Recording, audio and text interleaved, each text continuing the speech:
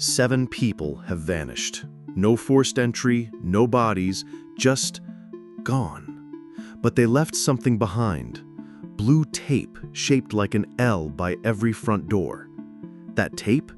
It's cold to the touch, and it curls overnight, like it's breathing. 8 suspects, all work the night shift. Let me tell you about the first one. Suspect 1, the Fiber Splicer. Telecom night tech. You've seen him if you live in the city. Orange cone on a van that never parks quite straight, reflective vest catching streetlight, coils of neon fiber draped over his shoulder like he's walking some kind of electric jellyfish. He leaves fiber dust caps behind, peach-colored plastic things, tucked in door hinges, under baseboard heaters. Wrong places. Places that don't make sense for telecom work. Here's what ties him to our case. On 3 separate scenes, the victims' cell phones were briefly connected to a test line at the exact moment of what the tower logs call a maintenance shelf. Problem is, that maintenance shelf doesn't exist on any city map. When I asked him about it, he smiled and said, "Signal takes detours when it's scared." He said it like it was a joke. It wasn't. But the Fiber Splicer isn't working alone. This case started 9 months ago as simple welfare checks. Welfare checks gone weird, that's how Patrol described them. Neighbors calling because they hadn't seen someone in days. Normal enough. Except every scene had the same impossible details. That blue tape L by the front door, no signs of forced entry, but the locks didn't make sense. Deadbolts thrown from the inside, chain locks engaged, but the homes were empty, like people had locked themselves in, then simply ceased to exist. The case got passed around like a cursed object. Patrol handed it to property crimes. Property gave it to homicide, just in case. Homicide floated it to major cases when supervisors couldn't agree on what constitutes breaking and entering. One lead detective requested transfer to traffic. One put in for medical leave after a panic attack in the records room. One just disappeared, never picked up his exit paperwork. This case eats detectives. And there's always that 90-second window. Every single disappearance coincides with a brief power outage, water pressure drop, or cell service interruption. Exactly 90 seconds. Which brings me to suspect number 2. Suspect 2, the home stager. Estate cleanouts, makes rooms feel ready for sale, according to her business card. Blue shoe covers, measuring tape, clipboard with a smiley face sticker that's worn down to look like a frown. She vacuums in labyrinth patterns, not straight lines like normal people. You don't notice until the light hits the carpet at just the right angle and you see the maze under your feet. Before 3 of our vanishings, real estate listings appeared online for those exact addresses. Professional photos, everything perfectly symmetrical. Then the listings vanished the same day as our victims. In 2 of those photos, if you zoom in on the baseboard, you can see it, the blue tape L, already there, waiting. When I asked her about it, she said, "Rooms behave if you give them confidence. Edges first, corners later." I asked what that meant. She wouldn't explain. But here's what really bothers me about those real estate photos. We sent the blue tape to the lab. Results came back non-match for the adhesive. It's not in any database, not manufactured by any company on record. And it's always exactly 47 degrees Fahrenheit. Doesn't matter if it's stuck to a wall in a heated apartment or found outside in summer. Always 47 degrees. The lab tech who handled it called in sick for 3 days afterward. Said she kept dreaming about hallways that stretched when she wasn't looking. We also found something else at 2 crime scenes. Iron filings scattered in perfect geometric patterns, like someone had been mapping magnetic fields. That's when Suspect 3 entered the picture. Suspect 3, the mobile MRI tech. Drives a white van with official-looking radiology stickers. Parks in neighborhoods, claims he's running a community screening program. Inside that van is a humming cabinet and a sign that says, "Remove all metal" in red letters. After one victim disappeared, iron filings danced on refrigerator magnets for 6 inches in every direction. Bed frame screws had been magnetized. Neighbors complained of tasting pennies for an entire day. Generator logs show a massive power surge that maps perfectly to our mysterious 90-second brownouts. The van was listed as not in service that night. But plate readers put it 2 streets over at 3:17 a.m. When I stand next to that van, the hair on my arms stands up, then lies down flat, like someone smoothing it with invisible fingers. 3:17 a.m. keeps coming up in this case. That's when the delivery driver, our only possible survivor, was found. Delivery driver sitting on a curb 6 blocks from our 5th crime scene. Nosebleed he swears he didn't have a minute before. A thermal label marked B913 stuck to his sleeve. He described a low humming sound, like standing next to a power substation. Said the hallway felt longer than it should be, like the walls were stretching. He remembered seeing a blue tape L at ankle height. Said the air got thin, hard to breathe until a door remembered to open.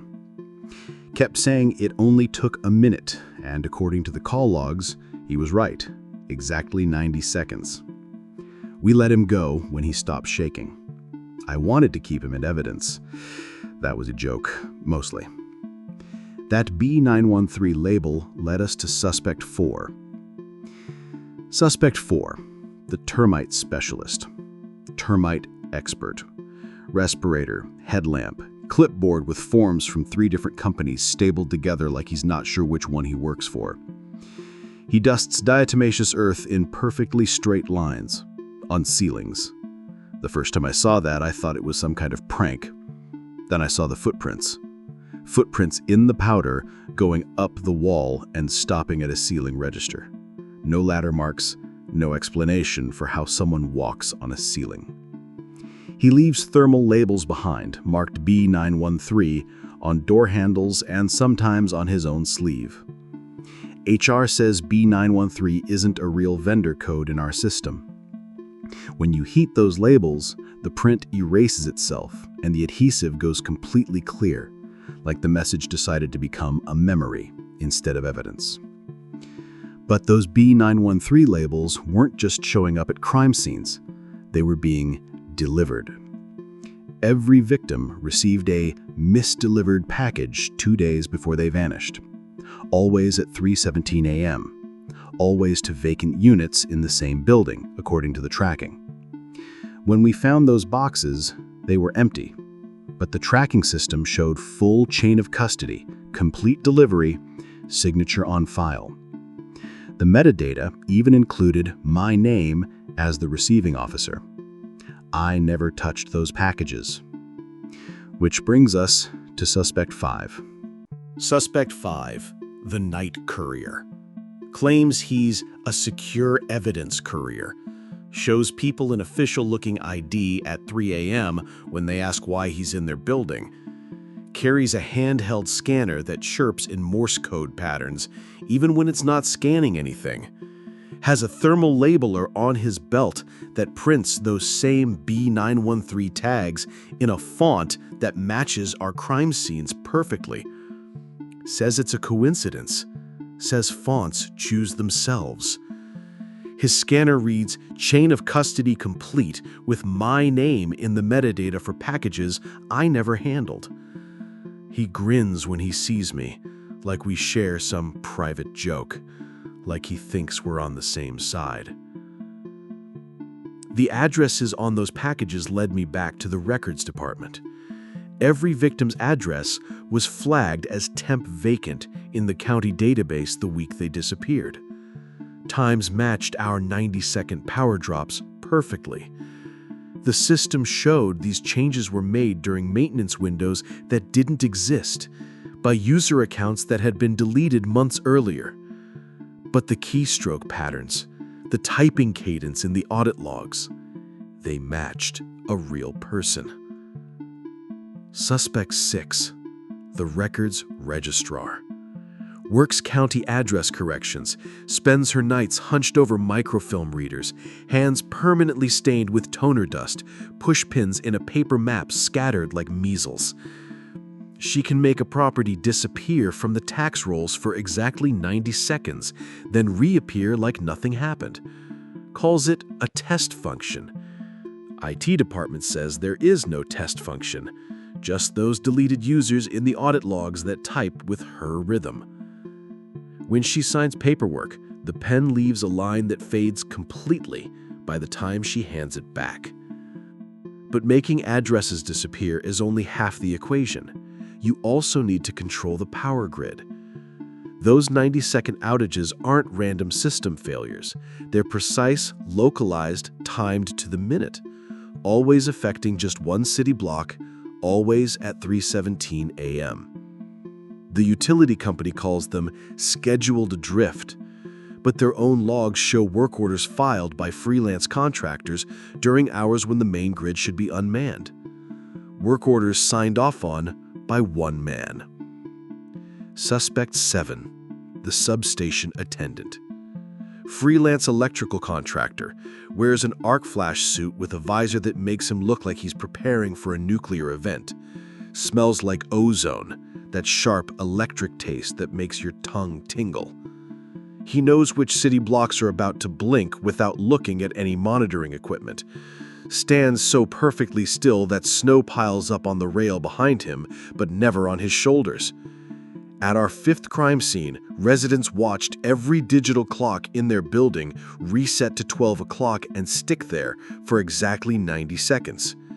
When I asked him about the timing, he admitted he hates the number 91. Says it out loud like 90 is a room he lives in and 91 is a hallway he refuses to walk down. But what happens after those 90 seconds? What cleans up the scene? 2 victims had their personal bed sheets laundered and shrink-wrapped with motel barcodes the night they vanished. Professional job, hotel-quality cleaning. The motels denied any pickup orders. The route schedule showed completed deliveries to addresses that resolved to empty lots. Someone was sanitizing these crime scenes, making sure no trace remained except that blue tape. Suspect 8, the laundry route driver. Collects linens from motels at 3 a.m. Gray industrial bins, barcode scanner, everything wrapped in steam that smells like chlorine mixed with something sweet, like a swimming pool at closing time. Wears rubber boots that leave no wet trail on tile floors. I watched for the trick, watched for hidden wheels, for some explanation. I found none. His scanner shows route complete for addresses that don't exist. When I asked him about it, he looked at my hands and said, "Everything gets clean eventually." 8 suspects, 8 different specialties, 8 people who work the night shift when nobody's watching. But here's what I've figured out. These aren't separate suspects. They're a network. Each one handles a different part of the process. The Fiber Splicer redirects communication, makes sure no calls for help go through during that crucial 90-second window. The Home Stager scouts locations, maps the interior layout, leaves those maze patterns as guidance. The MRI tech creates magnetic interference, disrupts electronics, erases digital evidence. The pest control specialist provides entry through places nobody thinks to check. The Courier handles logistics, moves evidence without anyone questioning a man with a clipboard at 3 a.m. The Registrar makes properties officially vacant, just long enough. The Substation Attendant controls the power grid, creates those precise 90-second windows where anything can happen. And the laundry driver cleans up, makes everything disappear except that blue tape. But here's what I can't figure out. Where do the people go? 7 victims vanished completely. No bodies, no ransom demands, no trail. It's like they were processed, like the city itself digested them. I carry a roll of blue tape in my pocket now, not because I want to use it, because last week I found an L of blue tape on my own front door. 3:17 a.m. Just got home from a late shift. There it was, stuck to the baseboard just inside my apartment. Cold to the touch. Colder than the wall. My pager started clicking after that. 2 clicks, pause, 2 clicks. We don't use pagers anymore. Haven't for years. But mine keeps clicking every night at 3:17 a.m. I need your help. I've laid out everything I know, 8 suspects, each with means and opportunity, but I can't figure out who's running this network, or if they're all working together. So tell me, who do you think is behind the disappearances? Is it the Fiber Splicer, who can reroute signals and make people vanish down data lines?